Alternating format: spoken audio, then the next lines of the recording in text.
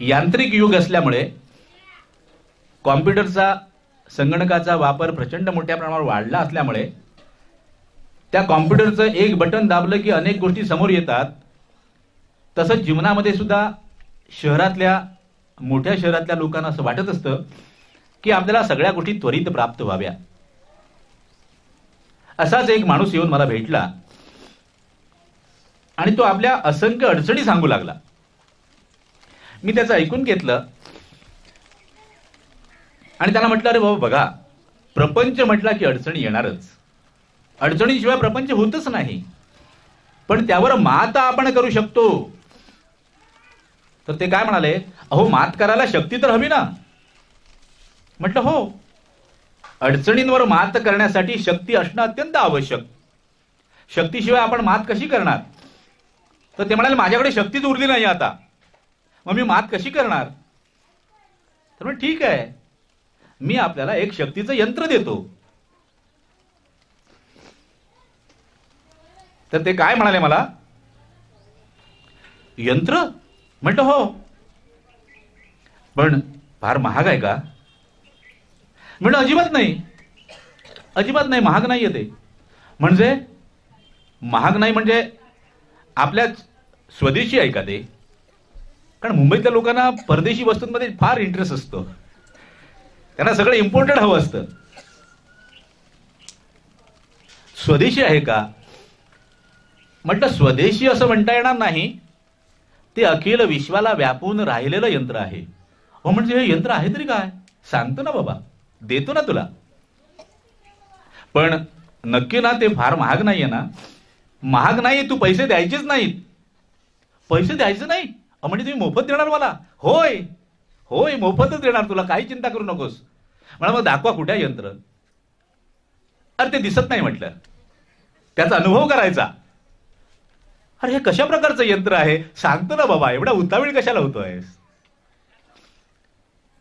म्हटलं श्री स्वामी समर्थ.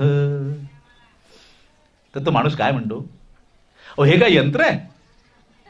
होय बाबा, हे यंत्र आहे, हे ऊर्जा प्राप्त करण्याचं यंत्र आहे.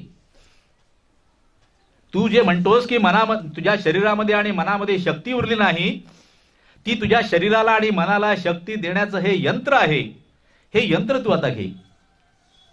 पण म्हटलं ते घेताना अत्यंत प्रेमाने घ्या बाबा. एकदा म्हण म्हटलं बघू. आणि म्हटलं तू जर ते जिभेवर ठेवलंस ना तर त्याचं माधुर्य तुला कळेल. जिभेवर ठेव, श्री स्वामी समर्थ. त्याला काही ते आवडलं नाही. त्याने काय केलं, तोंड वाकडं करून श्री स्वामी समर्थ. हे काय मला काय गोड नाही लागलं म्हणे. म्हटलं बरोबर, ते मला कळलं. कारण कडू गोष्ट म्हटलं आपण भक्षण करतो त्यावेळेला तोंड वाकडं करूनच करतो आपण. त्यामुळे तुला ते कडूच लागले आहे, मग मला कसं काय कडू लागलं. अरे बरोबर, कारण तुझ्या मनातला भाव जो आहे तो वाकडा आहे, त्यामुळे तुझं तोंड वाकडं झालं. आणि तोंड वाकडं झाल्यामुळे तुला ते कडू लागलं. तो भाव जो आहे मनातला तो सरळ कर. म्हणजे काय करायचं, म्हणजे या यंत्रावर पहिला विश्वास ठेव आणि स्वतःला सांग की हे यंत्र मला ऊर्जा देणार आहे. हो असं काय, असं होतं का. अरे करून तर बघ बाबा. तुला जर या यंत्राने फायदा नाही झाला तर तुझं नुकसान काहीच नाहीये. कारण तुझ्याकडून काय मी पैसे घेत नाहीये बाबा यंत्र देण्यासाठी. त्यामुळे नुकसान काहीच नाही, याने फायदाच होणार. हे केवळ आणि केवळ फायदा करणारं यंत्र आहे. हे घेऊन कोणाचंही नुकसान होत नाही. अहो पण याने नुसतं श्री स्वामी समर्थ म्हणून काय होणार. काय होणार हे माझ्याकडून कशाला ऐकतोस बाबा. तू अनुभव घे ना, अनुभव घे आणि मग मला येऊन सांग. ठीक आहे तुम्ही म्हणता तर मी म्हणतो श्री स्वामी समर्थ. म्हटलं असं नको म्हणूस, मी सांगतो म्हणून म्हणणार आहेस ना, तर मी म्हणतो तसं म्हण. हा म्हणा म्हणे, पण पुन्हा म्हणा. म्हटलं ठीक आहे, श्री स्वामी समर्थ. मला म्हणाले पुन्हा, मला तुमच्यासारखं म्हणायला नाही जमणार. हरकत नाही, तुला जमेल तसं म्हण. पण मनामध्ये भाव मात्र शुद्ध ठेव. म्हणजे काय होईल, आज तुझ्याकडे जी शक्ती नाही असं वाटतंय, ती शक्ती तुला प्राप्त होईल. आणि शक्ती प्राप्त झाली की तू सर्व अडचणींवर मात करशील. आपल्याला सांगतो, तो मला मुंबईहून निघण्यापूर्वी भेटला होता आणि प्रगट दिनाला मी येणार हे त्याला कळलं होतं.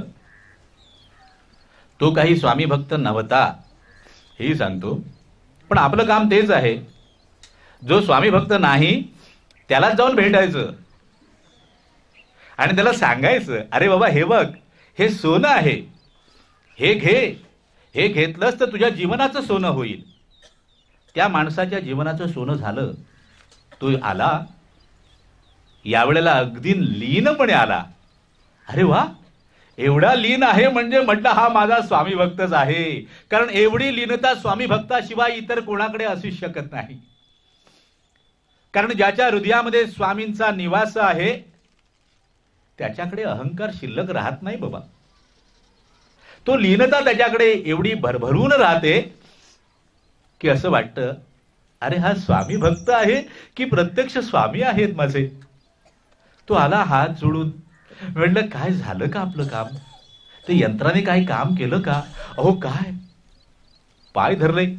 अरे पाय नका धरू. अहो काय नका धरू, तुम्ही मला असं यंत्र दिलंय, तुम्ही मला असं यंत्र दिलंय जणू काही ते कल्पवृक्षच आहे.